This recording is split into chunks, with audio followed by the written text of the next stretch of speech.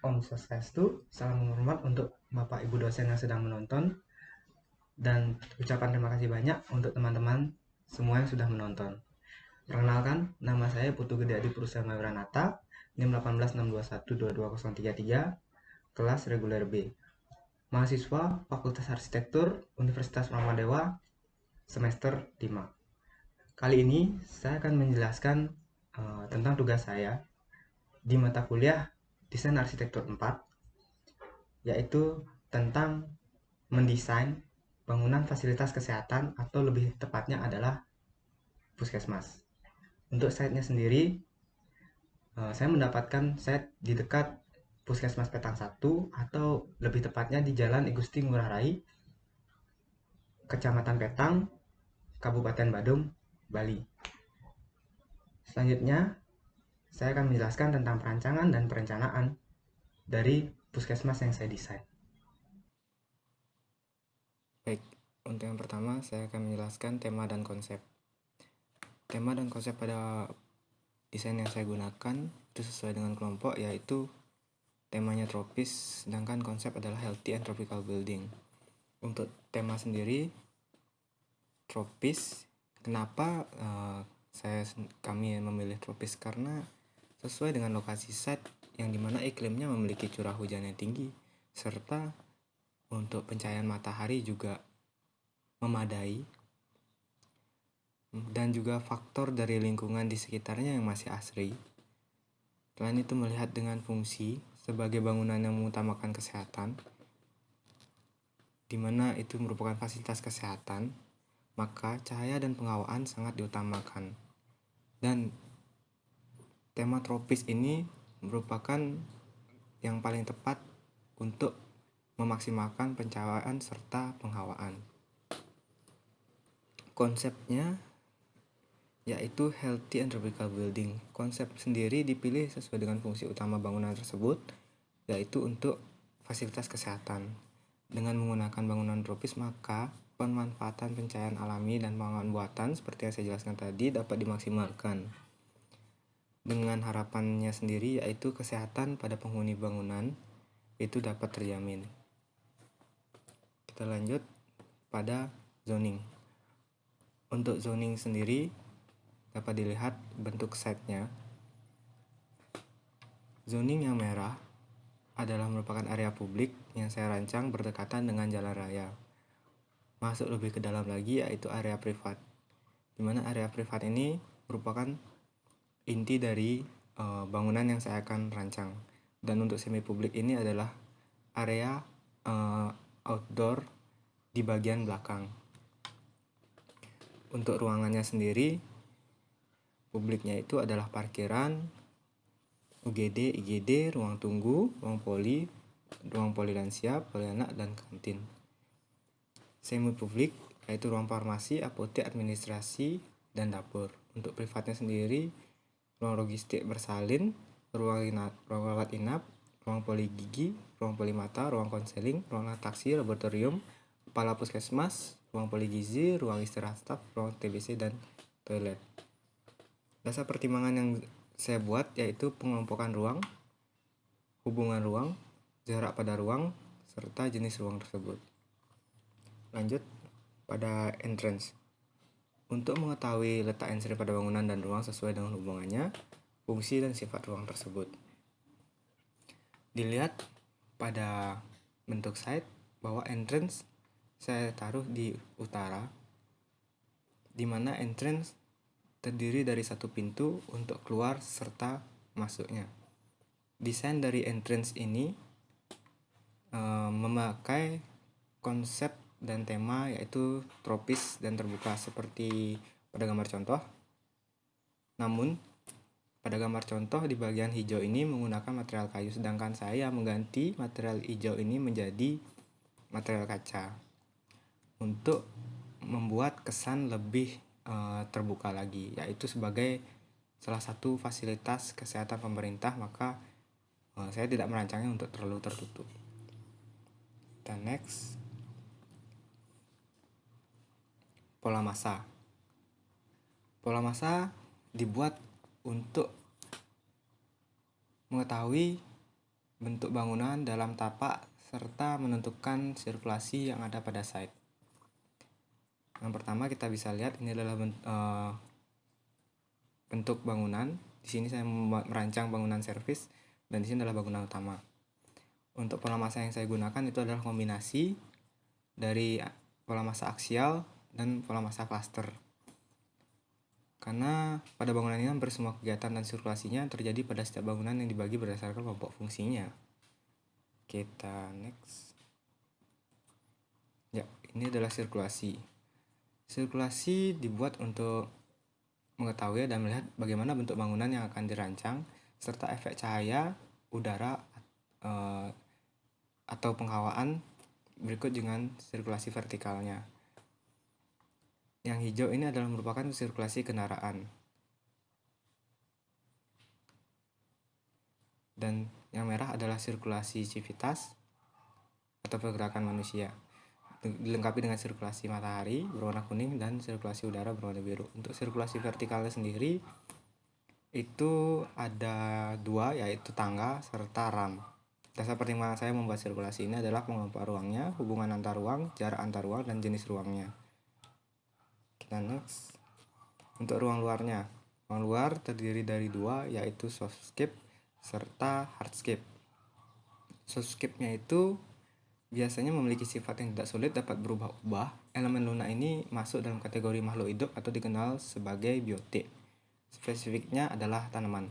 Untuk hardscape-nya sendiri itu sifatnya fisik solid yang menutupi suatu bidang, sebuah pengerasan, masuk dalam kategori benda mati atau dikenal sebagai abiotik. Softscape-nya itu terdiri dari rumput, iris kuning, lidah mertua, pisang Bali, palem, dan jepun Bali. Untuk tanaman ini mungkin tidak semuanya bisa terpakai, maksudnya tidak mendominasi seperti rumput mendominasi atau iris kuning mendominasi. Tidak, saya akan mengkombinasikan sesuai dengan desain saya nanti. Untuk hardscape-nya, paving block sudah pasti di area parkir. Untuk bangku taman di area outdoor belakang, satu set meja taman juga outdoor belakang, dan beton rabat ini sebagai area jalan, aktivitas atau bisa juga dipakai di area trotoar. Fasadnya sendiri itu mengkombinasikan antara tema serta konsepnya. Nah, untuk material sendiri itu ada seperti yang dijelaskan di sini, yaitu genteng kodok, murda itu sendiri, sharing, ketudu, pasangan batu andesit, dan ini adalah untuk cat, kombinasi kolom dan kaca mati. Dan yang ini adalah khusus dari tambahannya itu untuk kombinasi fasadnya itu saya isikan pencahayaan, softscape-nya sendiri, bentuk entrance-nya, serta yang keempat yaitu secondary skin-nya.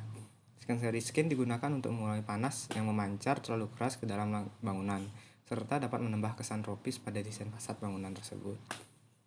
Untuk dasar pertimbangan saya membuat fasad ini adalah orientasi pada site, tema konsepnya, serta cuaca, arah dengan efek dengan jalan raya, serta penataan softscape atau kebun. Ruang dalam ini adalah contoh-contoh dari ruang dalam, yaitu untuk ruang konseling, koridornya, untuk ruang UGD, serta koridor menuju UGD. Di sini adalah salah satu elemen untuk merancang ruang dalam, yaitu lampu serta pencahayaan.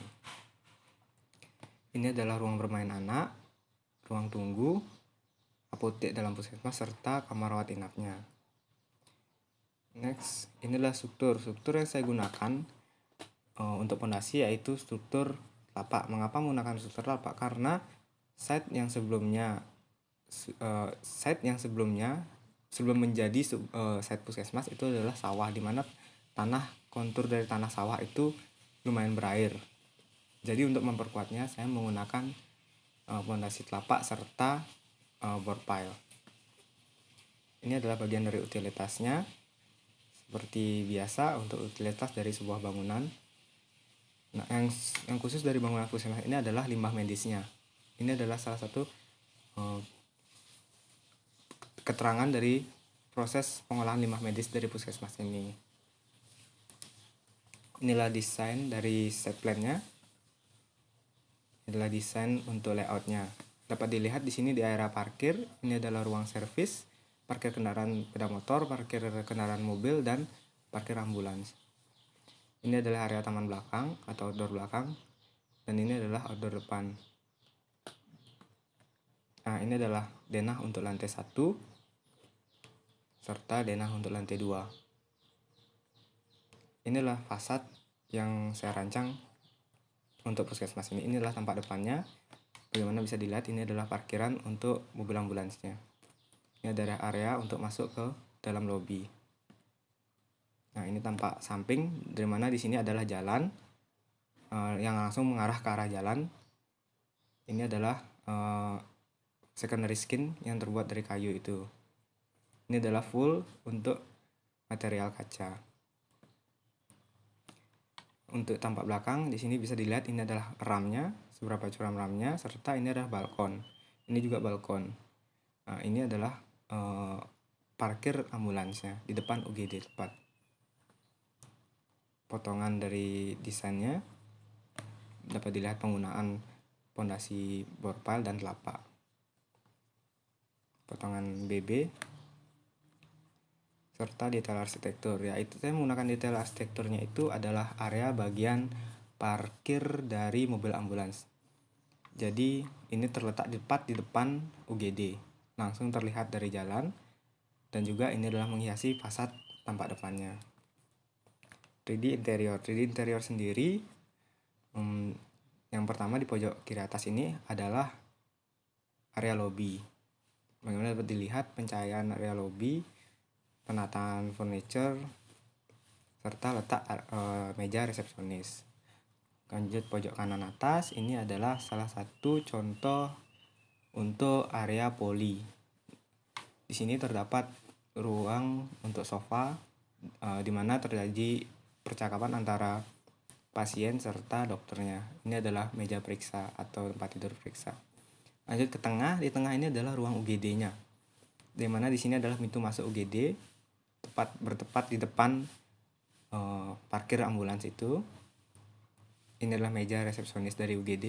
Ini adalah kamar atau kasur untuk area UGD. Lanjut ke kiri, di bawah ini adalah salah satu contoh dari kamar rawat inapnya.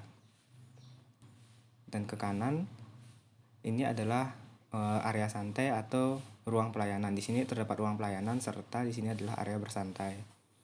Dan pintu ini itu berfungsi untuk menuju ke area balkon tepat di belakang. Kita masuk ke 3D eksterior.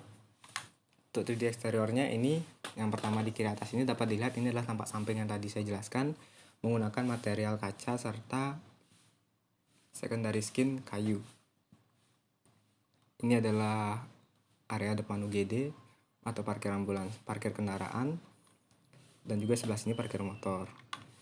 Inilah tampak samping yang lebih jelas lagi.